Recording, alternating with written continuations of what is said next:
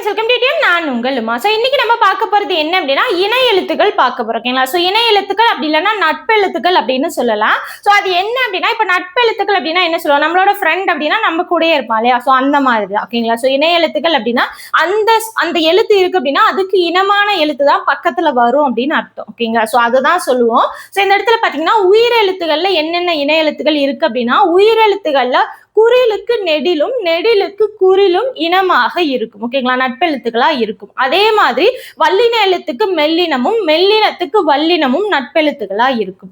இடையின எழுத்து ஆறுமே அதுக்குள்ள அதுவே நட்பெழுத்துக்களா இருக்கும். ஓகேங்களா? ஒன்னே ஒண்ணு தெரிஞ்சுக்கோங்க, ஆயுத எழுத்துக்கு இணை எழுத்து கிடையாது. இதையும் நீங்க சேர்த்து தெரிஞ்சு வச்சுக்கோங்க. பாருங்க, சில எழுத்துக்களுக்கு இடையே ஒலிக்கும் முயற்சி பிறக்கும் இடம் ஆகியவற்றில் ஒற்றுமை உண்டு.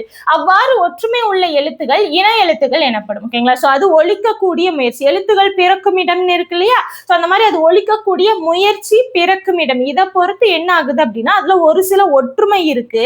அததான் நம்ம என்ன சொல்லுவோம், இணை எழுத்துகள் அப்படின்னு சொல்லுவோம். 6 வல்லின மெய்யெழுத்துகளும் 6 மெல்லின எழுத்துகளும் இணை எழுத்துகள் ஆகும். இப்பதான் சொன்னேன் இல்லையா, வல்லினத்துக்கு மெல்லினம் மெல்லினத்துக்கு வல்லினம். சோ அடுத்து என்ன சொல்லியிருக்காங்க அப்படின்னா சொற்களில் மெல்லின மெய்யெழுத்தை அடுத்து பெரும்பாலும் அதன் இனமாகி வல்லின எழுத்து வரும். ஓகேங்களா? சோ இப்ப சங்கம், அப்ப இங்குக்கு அப்புறம் என்ன வரும், அந்த இக்கு கா அப்படிங்கிறது இல்லையா, சங்கம். பஞ்சு, அப்ப அந்த எழுத்து என்னவோ அதுதான் அதுக்கு இனமாக வரும். ஓகேங்களா? சோ வல்லினம், வல்லினம் வந்தா அதுக்கு மெல்லினம் வரும், மெல்லினம் வந்தா வல்லினம் வரும். சோ இந்த மாதிரிதான் வரும். சோ பாருங்க, இங்குக்கு இக்கு, இஞ்சுக்கு இச்சு, இன்னுக்கு இட்டு, இந்துக்கு இத்து, இம்முக்கு இப்பு, இன்னுக்கு இரு, இது எல்லாமே உங்களுக்கு வந்து பாத்தீங்க அப்படின்னா என்னது, இணை எழுத்துகள். ஓகேவா? சோ பாருங்க, திங்கள், மஞ்சள், மண்டபம், சந்தனம், அம்பு, தென்றல். அதுக்கப்புறம் பாருங்க, இ இர் இல் இவ் இல் இல், இது எல்லாமே இடையின எழுத்துக்கள். இடையின எழுத்துக்கள் ஒவ்வொன்றும் அதுக்குள்ளேயே இணை எழுத்தாக இருக்கும். அதுக்கப்புறம் இது பாத்தீங்கன்னா குறிலுக்கு நெடிலும் நெடிலுக்கு குறிலும். ஆ ஆ. இந்த இடத்துல பாத்தீங்கன்னா உங்களுக்கு ஐ இருக்கு இல்லையா, ஐக்கும் அவ்வுக்கும் தனியா குறில் எழுத்து கிடையாது இல்லையா.